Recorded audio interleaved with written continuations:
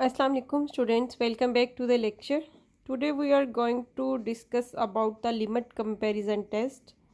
Suppose that f and g are Riemann integrable on the closed interval a to lambda for all lambda greater than a, such that the limit x approaches to infinity, f of x over g of x is equal to L greater than 0. Then f integral a to infinity f of x and integral a to infinity g of x both either convergent or divergent.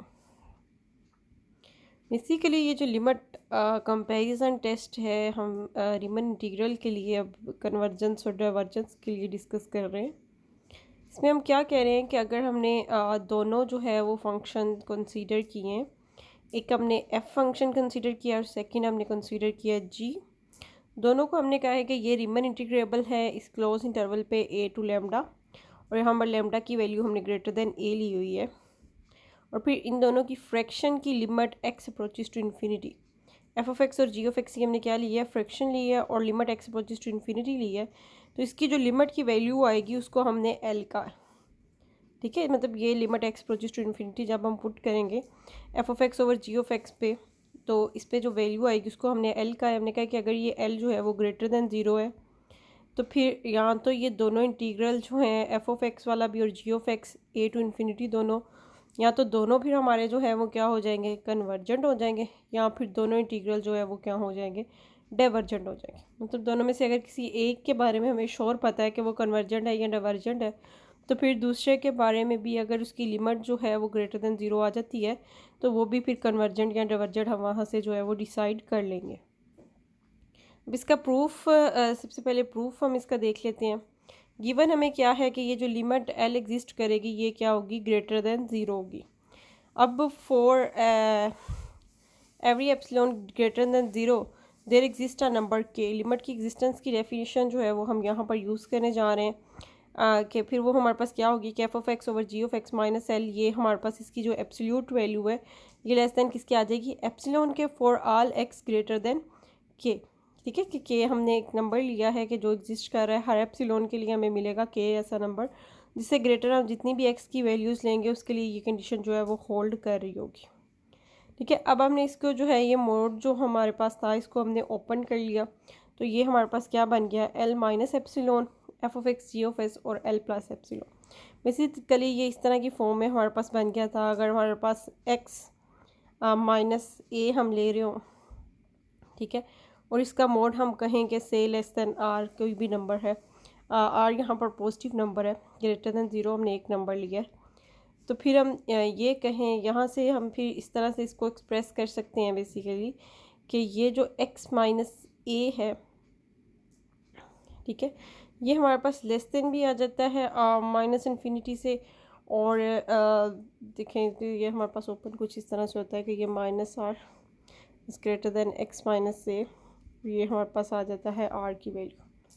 ठीक है, अब यहाँ पर हम अगर देखें तो ये जो माइनस ए है हमारे पास सेंटर में, अच्छा मैं इसको थोड़ा नीट करके लिख देती हूँ, x minus a is less than r मैंने कंसीडर किया, और यहाँ पर मैंने क्या कहा कि ये जो आर ले रही हूँ ये ग्रेटर देन ज़ीरो वैल्यू है, तो फिर यहाँ से क्या इम्प्लाइज हो जाएगा कि ये minus r is greater than x minus a and x minus a is less than r.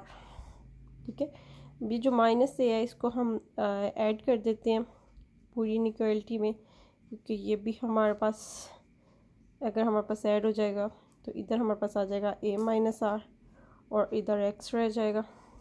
ठीक है, और इधर हमारे पास जो है वो आ जाएगा आर प्लस ए। ठीक है, ये आर प्लस ए बन गया हमारे पास। अब हमारे पास यहाँ पर इस ये जो एक्स है, एक्स वाला फंक्शन था, इसकी प्लेस पे f of x over g of x है, ए की प्लेस पे हमारे पास यहाँ पर एल है और आर की प्लेस पे जो है वो एप्सिलॉन है। फिर इसको हमने जो है वो इस फॉर्म में जो है वो एक्सप्रेस कर लिया कि हम इसमें यहाँ से क्लियरली देख सकते हैं कि ये हमारा एक्स जो था वो आ गया, फिर हमारे पास आर की प्लेस पे आ रहा था यहाँ पर हमारा जो है वो एल ए, वो आर की प्लेस पे एप्सिलॉन और ए की प्लेस पे एल, तो ये हमारे पास आर प्लस एल की फॉर्म बन गई। इसी तरह यहाँ पर हमारे पास a माइनस आर था, तो a की प्लेस में हमारे पास यहाँ पर l है, तो l माइनस एप्सिलॉन, और r की प्लेस पे यहाँ पर हमारे पास क्या है, एप्सिलॉन, तो ये l माइनस एप्सिलॉन, इसको हमने ओपन कर लिया। इसको हमने इक्वेशन 1 का नाम दिया। अब इक्वेशन 1 का हमने जो है वो सिर्फ इतना सा पार्ट जो है वो कंसीडर किया है अभी, ये वाला पार्ट, ठीक है। इसको हमने कंसीडर कर लिया, इसको थोड़ा सा हमने सिंप्लीफाई किया। जी ऑफ एक्स वाले फंक्शन से जो है वो हमने दोनों साइड्स को मल्टीप्लाई कर दिया। तो यहाँ से हमारे पास जो रिज़ल्ट आ गया वो ये आ गया कि ये एफ ऑफ एक्स और जो जी ऑफ एक्स की वैल्यू है ये हमने देखनी है, ठीक है। एक तो रिज़ल्ट हमने यहाँ से निकाला, दूसरा अब ये वाला जो पार्ट है इक्वेशन का, पहले हमने इतना पार्ट कंसीडर किया, अब दूसरा पार्ट जो है इनइक्वालिटी का वो कंसीडर कर रहे हैं इक्वेशन 1 में से, तो वहाँ से भी एक इक्वेशन हमारे पास बन जाएगी एफ और जी के दरमियान रिलेशनशिप। इसको हमने जो है वो इक्वेशन नंबर 3 का नेम दे दिया। ये हमारे पास इक्वेशन नंबर 2 है। यहाँ पर एफ ऑफ एक्स से एक छोटी वैल्यू हमें मिल रही है, और इधर अगर हम इक्वेशन 3 पे फोकस करें तो यहाँ हमें एफ ऑफ एक्स से एक जो है वो ग्रेटर वैल्यू जो है वो मिल रही है। अब इसको हमने देखना है कि इक्वेशन 2 और 3 से हमें कंपैरिजन करते हुए क्या मिला, क्या रिज़ल्ट हमारे पास आया, जो हम ऑलरेडी जो है वो कंपैरिजन टेस्ट हम पढ़ चुके हैं, ठीक है।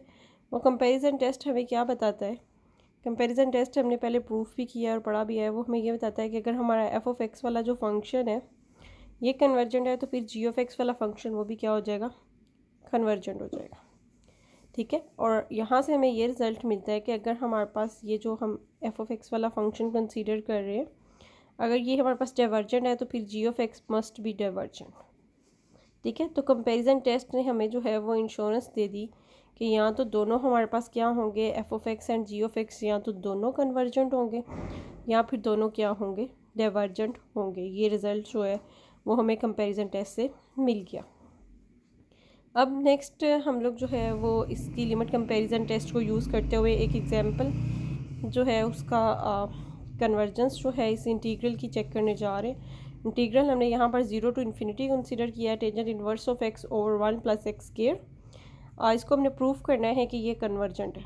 तो जो हमारे पास गिवन फंक्शन है ये वाला, इसकी इंटीग्रेशन कर रहे हैं, इसको हमने एफ ऑफ एक्स का नेम दे दिया है, और ख़ुद से हमने एक फ़ंक्शन जो है वो जी ऑफ एक्स जो है वो कंसीडर किया, जो कि हमने क्या किया, 1/1 प्लस एक्स स्क्वायर। अब 1/1 प्लस एक्स स्क्वायर जो है वो हमने कंसीडर कर लिया फंक्शन। जब 1/जी ऑफ एक्स लेंगे तो ये हमारे पास जी ऑफ एक्स अगर इसके इक्वल है तो 1/जी ऑफ एक्स अगर हम फाइंड आउट करते हैं तो वो हमारा 1 प्लस एक्स स्क्वायर के इक्वल आ जाएगा, ठीक है। तो ये एफ ऑफ एक्स यहाँ पर ये जो हमने इस तरह लिखा हुआ है f of x over g of x जो लिखा हुआ है, इसको हम इस तरह भी तो एक्सप्रेस कर सकते हैं, एफ ऑफ एक्स मल्टीप्लाई 1/जी ऑफ एक्स, ठीक है। तो ये 1/जी ऑफ एक्स की वैल्यू हमारे पास आ गई, और एफ ऑफ एक्स की वैल्यू जो है वो हमारे पास वो भी हमने पुट कर दी, तो ये हमारे पास कैंसिल आउट हो जाएगा।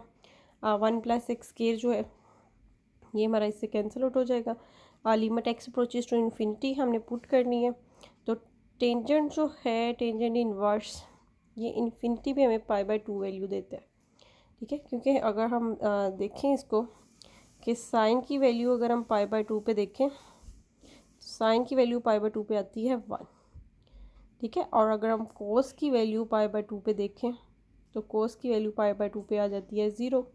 और टेंजेंट हमारे पास जो है टेंजेंट जो है वो हमारे पास किसके इक्वल है, टेंजेंट π/2 अगर हम देखना चाहें तो ये हमारे पास इक्वल होगा साइन π/2 ओवर कोस π/2, ये चीज़। अब जब डिनोमिनेटर में 0 आ जाएगा तो टेंजेंट π/2 की वैल्यू हमारे पास फिर क्या आ रही है, यहाँ से हमें ये कंक्लूजन मिली कि टेंजेंट जो है वो π/2 हमारे पास क्या आ रहा है, इन्फिनिटी।